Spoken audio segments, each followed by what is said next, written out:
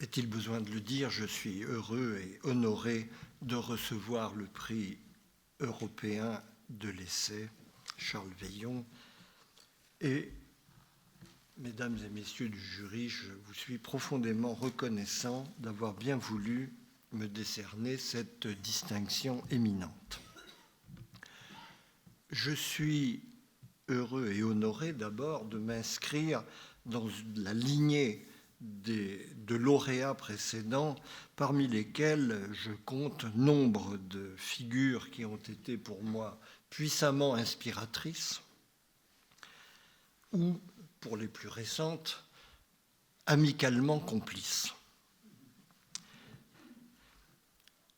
J'en suis heureux au titre à la fois de l'Europe et de l'essai. L'Europe, car tout mon travail, j'en parlerai dans quelques instants, a été d'essayer de contribuer à l'élucidation de ce qu'il ne me semble pas illégitime d'appeler le génie européen, quitte à se faire taxer d'européocentrisme. L'essai, car j'en revendique la notion. Ceux parmi vous qui sont initiés aux arcanes du monde académique savent que l'essayisme est l'anathème majeur au nom duquel les tenants d'une prétendue science qui n'a de science que le nom s'emploient à disqualifier ce qui n'est tout simplement pas eux. Eh bien, j'assume ce péché capital. Essayiste, je suis. L'essai est le genre, en effet, qui permet d'associer la plus haute ambition de compréhension et la plus grande humilité devant les limites de nos capacités de compréhension, s'agissant du phénomène humain social. Bref, l'essai est le véhicule privilégié de l'entente humaniste du monde humain. Tradition humaniste où il est permis de reconnaître l'expression par excellence du génie européen.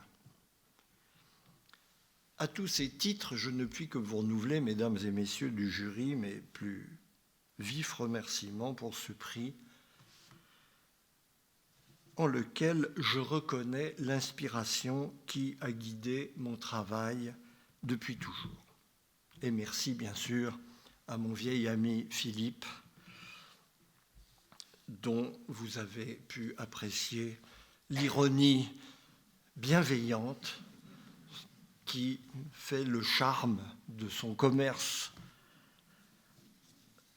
intellectuel, là aussi une figure dont personne ne doute parmi tous ceux qui ont eu le privilège de le fréquenter. Merci infiniment, cher Philippe. Mesdames et messieurs, recevoir ce jour le prix européen de l'essai ne se réduit pas, à mes yeux, à un simple honneur personnel. J'y vois une invite supplémentaire à la responsabilité envers le sens de l'existence intellectuelle et spirituelle de l'Europe dans un moment où cette existence est de nouveau gravement menacée. Oui, l'esprit européen est une nouvelle fois gravement en péril.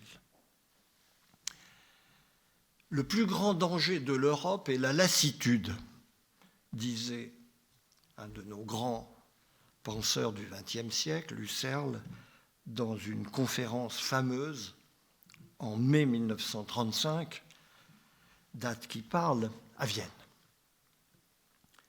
Ces paroles résonnent aujourd'hui avec une actualité étonnante dans un contexte pourtant aussi différent que possible. Ce n'est pas la barbarie stalinienne ou nazie que nous avons à affronter au regard des terribles années 30 au milieu desquels Husserl essaie de s'orienter et de défendre l'essentiel, à ses yeux, de l'esprit européen, nous avons l'insigne privilège de vivre dans les sociétés les plus prospères, les plus pacifiques, les plus libres qui aient jamais existé. Mais cette réussite prodigieuse ne parvient pas à masquer la crise dans laquelle s'enfonce l'esprit européen. Une crise dont l'ampleur n'a rien à envier, au final, avec la crise totalitaire. Elle a précisément ceci de redoutable, cette crise, qu'elle est douce, silencieuse, insidieuse, lente, sans tragédie. Elle ne procède pas de l'agression frontale d'ennemis déclarés de la liberté et de la raison. Elle découle, c'est son mystère, du déploiement même des principes de la liberté et de la raison. Elle accompagne comme son double cachet le triomphe de ce que la culture européenne a produit de meilleur. Comme quoi, l'humanité ne connaîtra jamais le repos du dimanche de la vie. Les résultats sont là, en effet. L'invention européenne est en panne, la grande lassitude qu'évoque Husserl est de nouveau à l'œuvre, jusqu'à la torpeur, et l'engourdissement peut se révéler, à terme, aussi mortel que la destruction délibérée. J'oserais dire que tout mon effort de réflexion depuis maintenant de longues années, celle qu'évoquait Philippe à l'instant, aura été pour éclaircir le sens de cette invention européenne, tout en dégageant les termes de cette crise qui s'avance masquée. Les Européens, au fond, souffrent de ne plus savoir qui ils sont.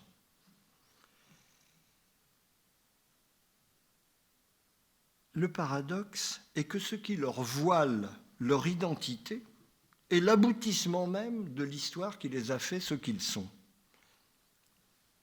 Ce n'est autre chose que le parachèvement du processus qui a porté leur dynamisme créateur depuis 5 siècles. Et c'est ce parachèvement qui leur en obscurcit aujourd'hui le sens et qui les coupe de leur passé. Qu'est-ce donc que cette Europe qui a inventé le monde, en ceci qu'elle l'a fait surgir comme monde unifié au fil de ces 5 derniers siècles, et qui ne sait plus se situer dans le monde? Qu'est-ce que cette Europe qui a produit une bifurcation dans le cours des sociétés humaines destinée à en bouleverser à jamais le fil, quoi qu'il arrive, la physionomie et le fonctionnement, et qui a perdu ce fil conducteur de la direction qu'elle a inspirée, au point de n'être plus en mesure de lui apporter les prolongements que cette invention appelle. Risquons une définition lapidaire que sa brièveté n'empêche pas, je crois, d'embrasser l'essentiel. L'Europe est le continent de la sortie de la religion. La religion, je m'empresse de le préciser, entendue non pas dans le sens étroit où la modernité récente l'a confinée depuis le début du XIXe siècle, comme religion du fort intime, de la croyance individuelle et du sentiment religieux.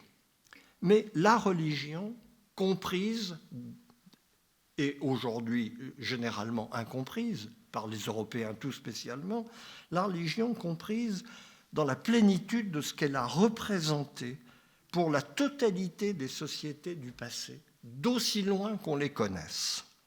La religion comme clé de voûte de l'établissement humain, comme moule et comme ciment de l'ordre collectif, comme mode de définition et de structuration de l'être ensemble, pour employer les termes philosophiques les plus appropriés.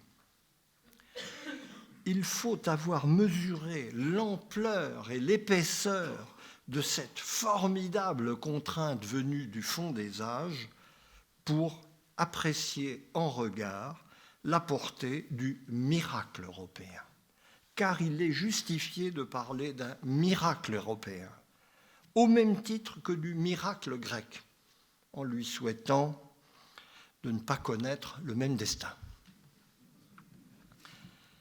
Le miracle européen a consisté à briser ce cercle en lequel, sous 1001 visages, la condition humaine paraissait inéluctablement enfermée. Le cercle des dominations, des hiérarchies, des dépendances et des obéissances, sous le signe de la dette inextinguible de l'humanité envers les dieux. Ce cercle en lequel l'humanité semblait devoir tourner à jamais.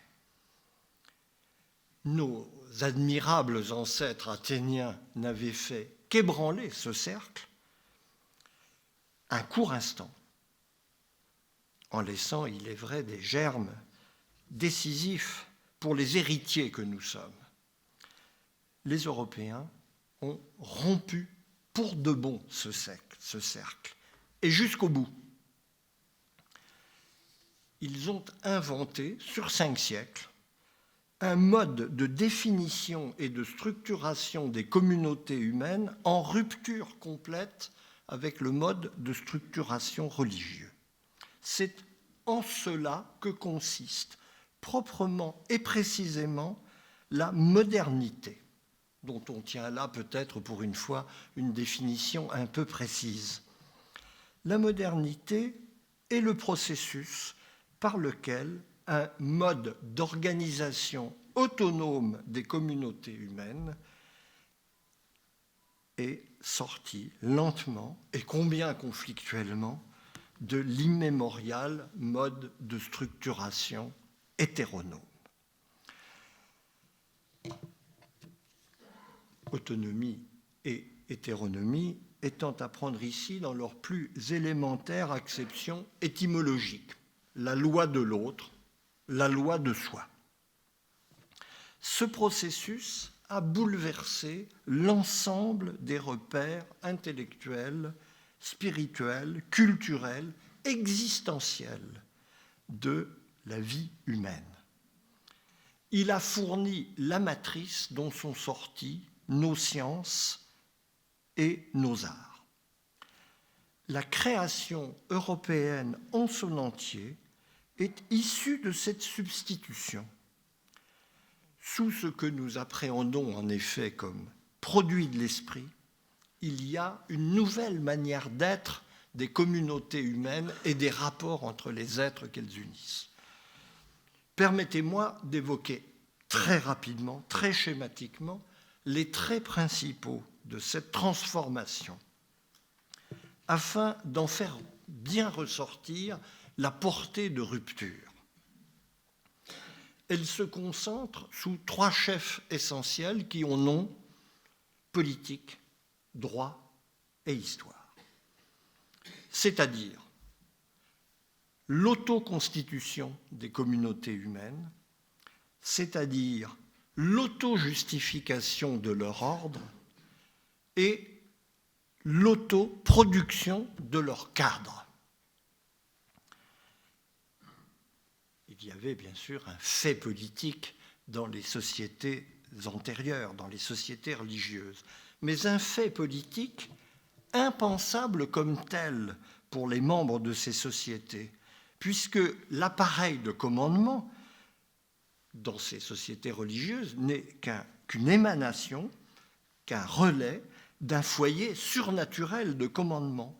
Le politique apparaît comme le bras armé concret d'un fondement situé dans un au-delà.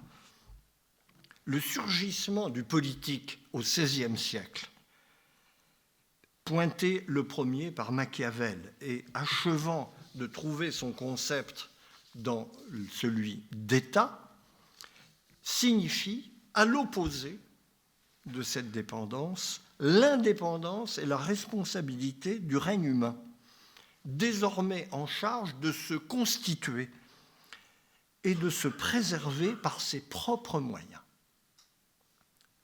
Ainsi se trouve démentie la loi d'airain des dominations, qui voulait qu'un pouvoir ne soit pouvoir que s'il tombait d'en haut, que s'il s'imposait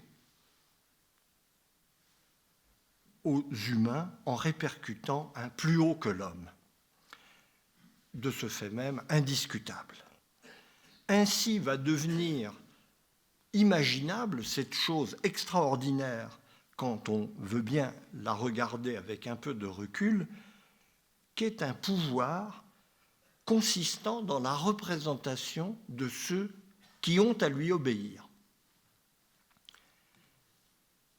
Il y faudra, pour que cette conception devienne réalité, l'intervention d'un élément supplémentaire qui est le droit. Non pas le droit technique des juristes qui existent depuis Rome et qui s'occupent de la légalité, mais un droit nouveau traitant de la légitimité. Une chose qui était là encore inconcevable en temps de religion, où cette source suprême de la légitimité était en Dieu et où il appartenait aux théologiens d'en cerner les contours. Droit au sens moderne, cela va vouloir dire droit des fondements, fondements de ce qui fait droit parmi les hommes au sein du domaine humain sous l'aspect de ce qui va prendre nom de droit de l'homme. Le légal, désormais, pourra être jugé à l'aune du légitime, à portée immédiate de la seule raison des acteurs.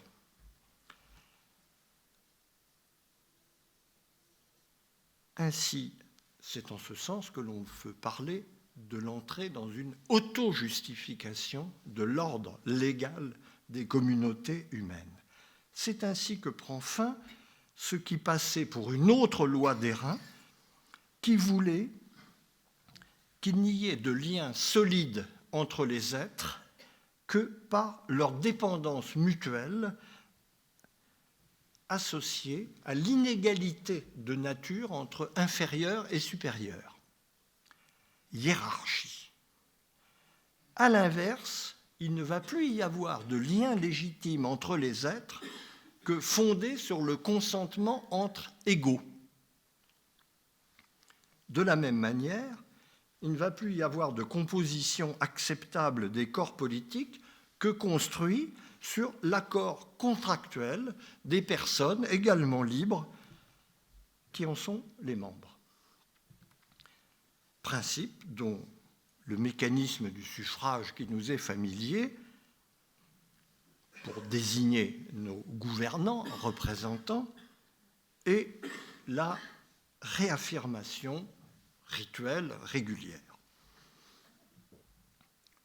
À ces deux éléments spécifiquement modernes, le politique et le droit, va s'en ajouter un troisième, et pas le moins bouleversant, l'élément historique. Qui dit société de religion, société hétéronome, dit aussi société de tradition, dans la rigueur du terme. Tradition, c'est soumission au modèle du passé fondateur.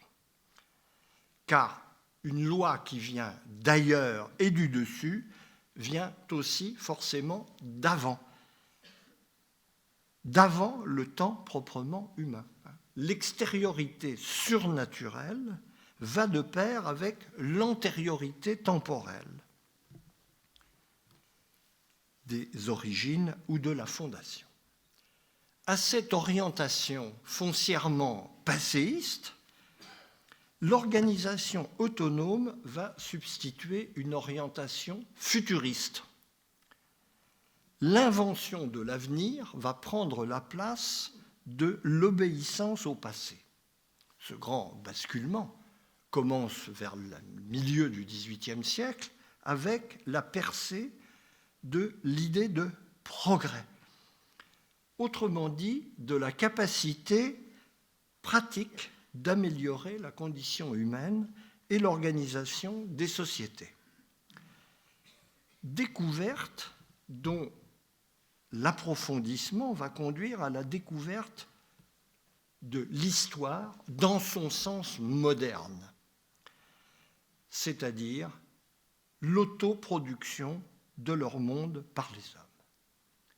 Une puissance à laquelle le Prométhée déchaîné de la révolution industrielle va apporter sa traduction concrète. C'est en fonction de cette réorientation pratique vers l'avenir que la science théorique du passé, la science historique, il faut le souligner au passage, a pris la physionomie et la dignité que nous lui connaissions. Cette science historique, elle existait bien auparavant. Le monde humain est par nature un monde de la succession, de l'altération, ne serait-ce que de la suite des générations et des personnes. Et il y avait, bien sûr, des savants pour relater, enregistrer, essayer de comprendre ces vicissitudes et ces péripéties. Mais ce savoir relevait d'une curiosité sans véritable portée, ne touchant que la surface des choses, par rapport à l'ordre profond de la tradition, nous reliant au temps d'avant le temps humain, le temps de la fondation. Tout change, bien sûr, quand se voit identifier cette puissance humaine d'engendrer le changement, de s'organiser en vue du changement, d'inventer le cadre de son existence, de se créer elle-même. C'est alors que la science du passé devient la science de l'homme par excellence, la science de l'humanité créatrice au passé, corrélative de la création en cours en direction du futur. L'histoire de la modernité, en résumé, est l'histoire du dégagement progressif et de l'entrecroisement de ces trois fils conducteurs avec le déploiement de leurs conséquences et l'immense difficulté qu'il y a à les tenir ensemble. Ils paraissent solidaires et ils sont autant d'ennemis intimes dont la coexistence est tout le secret de l'art politique dans nos sociétés. Ce que nous appelons démocratie consiste en profondeur dans la mise en forme de processus politiques de l'articulation de ces trois dimensions. La tâche la plus problématique qui soit, qui fait en effet du gouvernement de nos sociétés l'une des choses les plus difficiles à laquelle l'humanité se soit jamais trouvée confrontée. Au milieu de la paix générale, la difficulté n'en croît pas moins et elle acquiert aujourd'hui un relief sans précédent. Telle aura été donc l'invention européenne, la création d'un type de société sans équivalent dans l'histoire, sur la base et en fonction duquel aura pu s'édifier une culture tout aussi originale, une culture de l'universel. N'ayons pas peur du mot. Vous m'entendez bien, je ne dis pas une culture universelle, mais une culture qui met l'universel en son cœur, qui gravite autour d'un noyau de règles de pensée et de principes d'action à valeur universelle, de telle sorte qu'ils sont appropriables par d'autres. Ce que le processus actuel dit de globalisation ou de mondialisation est en train de vérifier. il consiste dans l'occidentalisation culturelle du monde. Non pas l'imposition de la culture occidentale ou européenne au reste du monde, l'appropriation par le reste du monde de ce noyau universel autour duquel tourne la culture occidentale.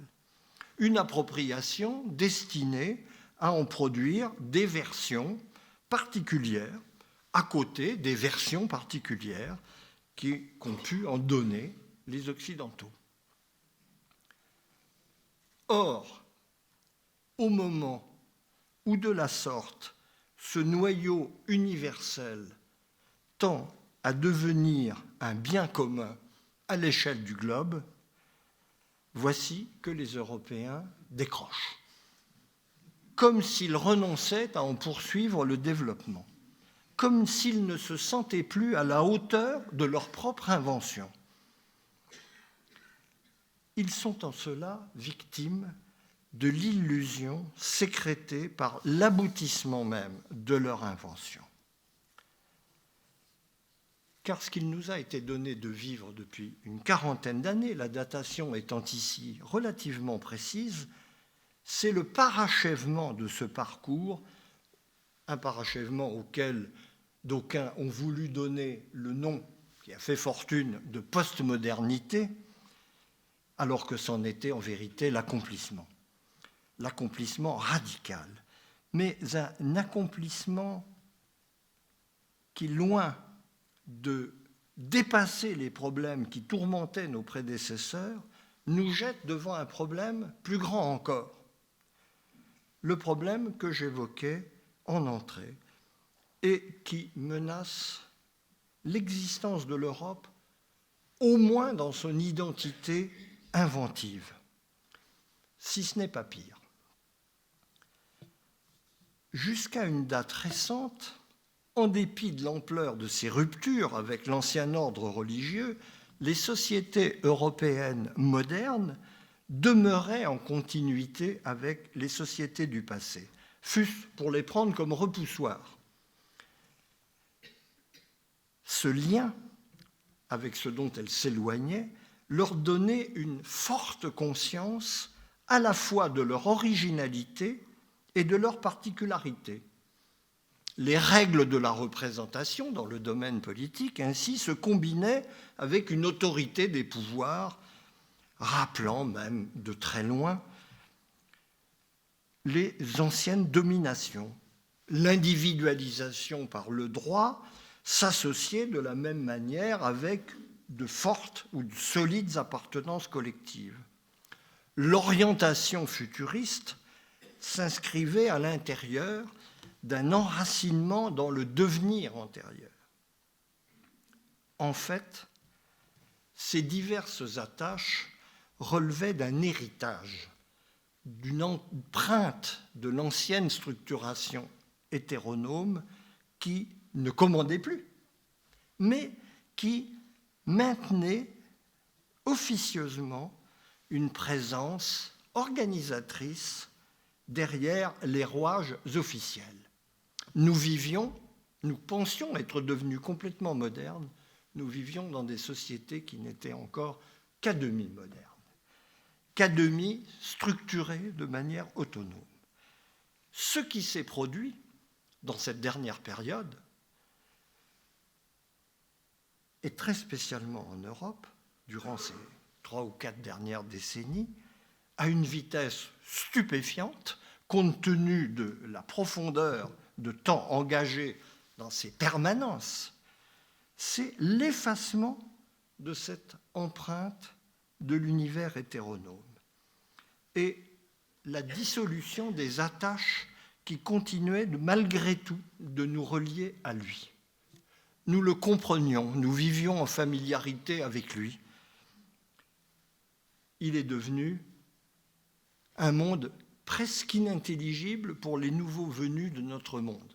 Chaque enseignant d'histoire en sait quelque chose par la difficulté qu'il éprouve à en donner les repères élémentaires à ses élèves.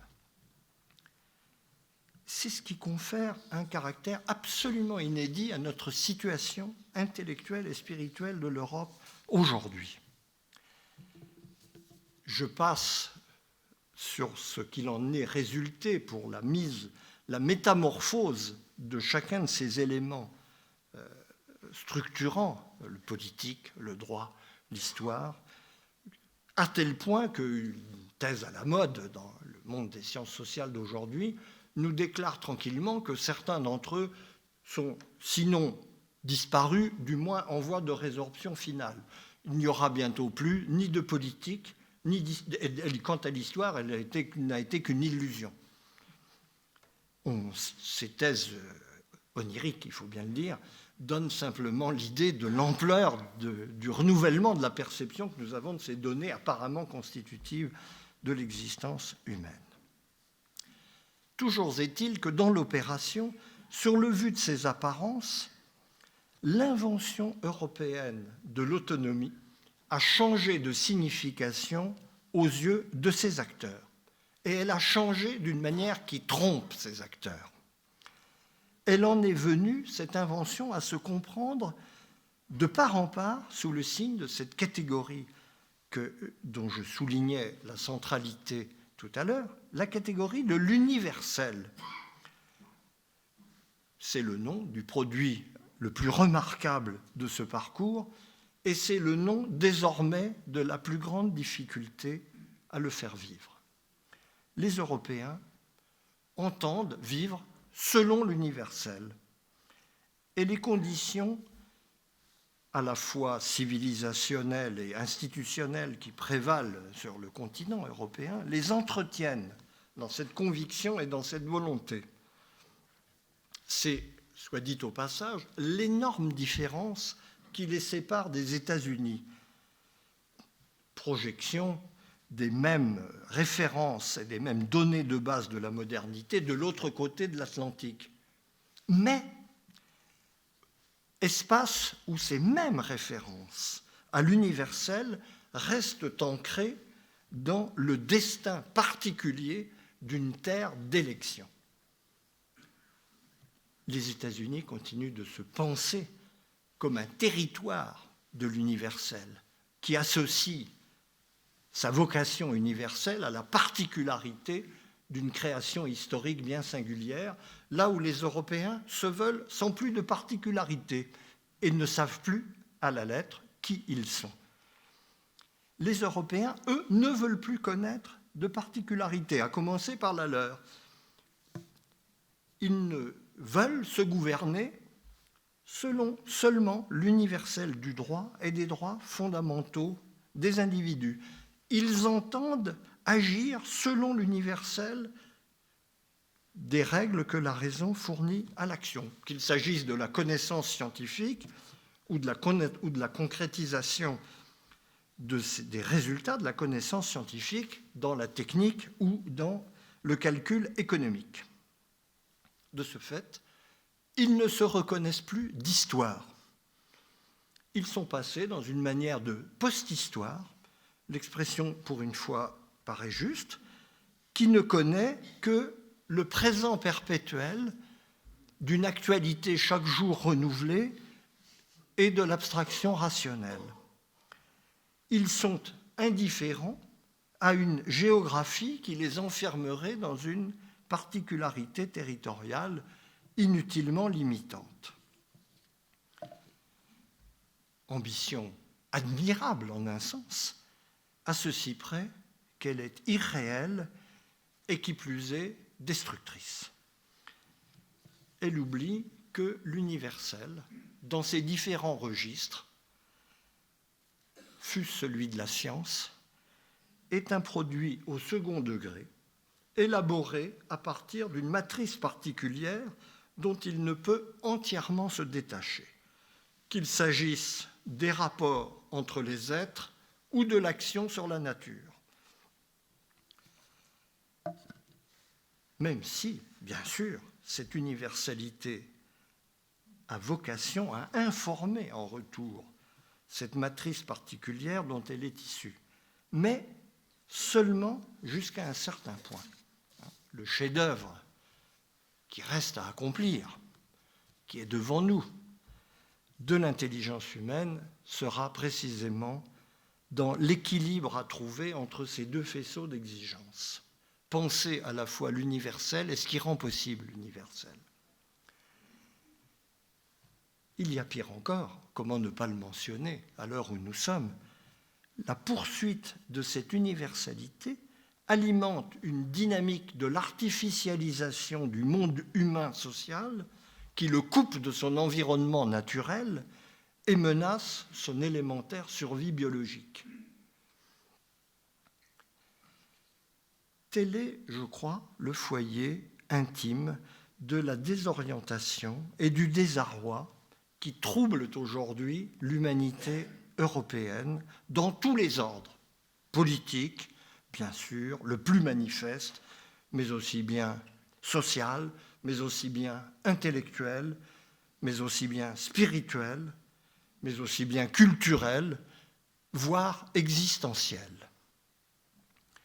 Loin de nous mener à une fin de l'histoire paisible et sûre d'elle-même, le gouvernement de cette organisation autonome si péniblement conquise durant tant de siècles nous jette devant le problème le plus difficile que l'humanité ait jamais eu à résoudre, en pratique comme en théorie.